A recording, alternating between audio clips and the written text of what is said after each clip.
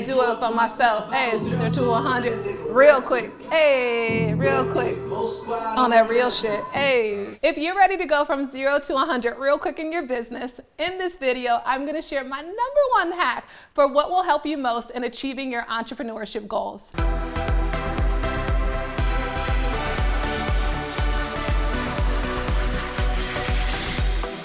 Since you're watching this video, odds are you might have set, stretch goals or big goals for your business, and you're realizing that you're falling a little bit short. Or based on what you're hoping to achieve in your business, you're realizing maybe the goals I'm setting aren't really aligning with the final destination that I desire. So, Cheryl and Kelly, let's talk about it. Kelly, I want to kick it to you. From your perspective, what do you think will help our viewers most in achieving their entrepreneurship goals? I think the biggest thing is to realize and to understand that entrepreneurship is no walk through the daisies. I think a lot of people think that, oh my God, it sounds so sexy, it sounds so cool, I could make a lot of money, but it is hard work. It's hard work not only physically and mentally, it's just very hard to be an entrepreneur. Don't do it, basically, is what Kelly's saying. She's like, do something else with your life. So I think there's just a mindset reset that you need to do. Just understand, okay, this is going to be hard. There's going to be peaks and valleys. I'm going to hit great goals, and then some days I won't hit the mark. And how can I grow from that? So I think it's important to understand where your mindset is and what support you need to get you through as an entrepreneur. Absolutely. I think about the women that we serve in the big money movement, and these are women consultants who are focused on serving corporate clients. And coming from corporate America, they might have been, let's say you're a graphic designer. It's I've been graphic designing for 10 years. And so they assume that because I feel this strong expertise in this skill set, when I jump to entrepreneurship, I'm just going to parlay that over to it. And it's amazing because all of a sudden they realize, oh, this is a whole different way of looking at the world now that I am the business owner and I'm the entrepreneur. Mm-hmm. And for them, when you talk about mindset, helping them to realize this is one big fat experiment. Mm-hmm. I don't care how many books you read. I don't care who gives you a blueprint. The moment you try to apply it, it's experimental, which means you have to give yourself, just surrender to the process and realize everything you're going to try to do won't succeed. But it's just the mindset endurance, I feel like. Absolutely, and I think it's also key to build a plan.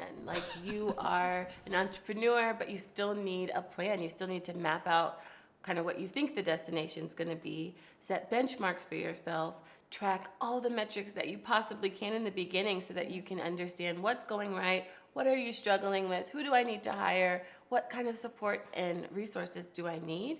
So I think building a plan and setting KPIs for your business is absolutely key as well.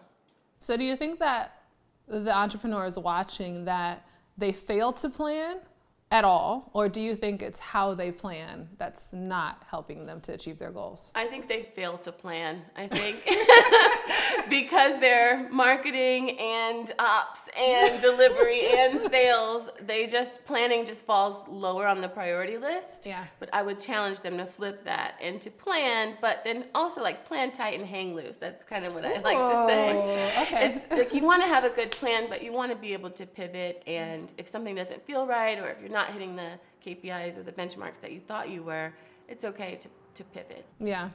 We did our strategic planning workshop October and November last year with the women in our program. And so if you look at my top 5, strength finders, if you will, strategic is one of my top 5. So I naturally, anytime we're talking about something, I'm what's the strategy? Boom, boom, boom. Mm-hmm. And so it was interesting to me that when we did that workshop, how many of the women said, to your point, I just go quarter to quarter, and in my head, I know what the goals are, and I'm focused on all these things. And then when we actually sit them down to plan, they're oh, there really wasn't a real strategy around this. So I appreciate that. What about you, Cheryl? What do you think? So for me, I really think it's about seasons, and there are layers to this, right. Lots of layers. So it's about seasons, and it's about giving yourself ease and grace with regard to the season you're in.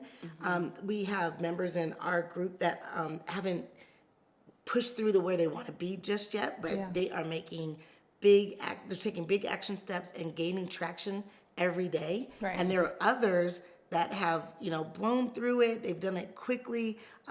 We're all different, so you have to give yourself some ease and grace with achieving your goals. And when you do achieve your goals, you also need to slow, pause, and celebrate. We work with lots Talking to myself. Yes. Talking to myself right now. Yes. You do. You have to stop and celebrate and understand that you achieved the goal, and that so that you can continue on, because you're not going to hit every goal. You're not going to make every sale. What? You're not going to deliver every single mean? thing perfectly, unfortunately. So there are seasons, and you just have to understand what season you're in. And give yourself ease and grace. And the reason I say that is because I remember when I launched my business, I was in an ads class, and I was like learning by fire hose. Yeah. I had no idea what they were talking about. But I look back at it and I think to myself, you aren't in the season for that yet. It was good for me to be exposed to the language, and to press my own boundaries. But understanding sometimes what you're not understanding, just get comfortable with being uncomfortable, 100%. so that you can take in and be exposed to it, because your season will come. I love it. It makes me think of don't compare your chapter 1 to somebody else's chapter 20. And like really creating a lifestyle around that. I mean, I'm constantly deleting apps off my phone, like the Instagrams and things, and I would look, and then all of a sudden I would realize that what I was seeing was influencing my strategy. Like all of a sudden I would start caring about things, and I'm like, why do you care about this? Right? And I'm like, oh, because you're constantly exposed to other people's businesses, and now you're trying to like assimilate to what they're doing. So I think that's key, like knowing what lane you're in, running your race, and not looking to the left and the right, and embracing the season. Bloom where you're planted, right? Like that's one of those things, like bloom where you're planted, and that's okay. I'm gonna add one other piece to it. And this is something I think about often. If you live by the sword, you're going to die by the sword. What does that mean? If you live by all the accolades and all the likes and follows and all the things, that means that you're investing your energy, your time, your heart, your spirit into that. And that when it doesn't come, you're going to find yourself, down and saying, oh, wow, nobody liked this. It's consistency, and as you mentioned, it's an experiment, and you measure and you adjust and measure and adjust. So I just wanted to add that in. I love it. For me, my number one hack for achieving entrepreneurship goals is focusing on sales. It's the disciplined pursuit of less. It's focusing on my income producing activities and those things that are going to drive revenue growth for my business. To me, cash flow, revenue, money solves all my problems. Like, I don't know how to do ads. Well, guess what? Let me get some revenue in this business, and I'm gonna hire this team that's not on camera so they can run my ads, right?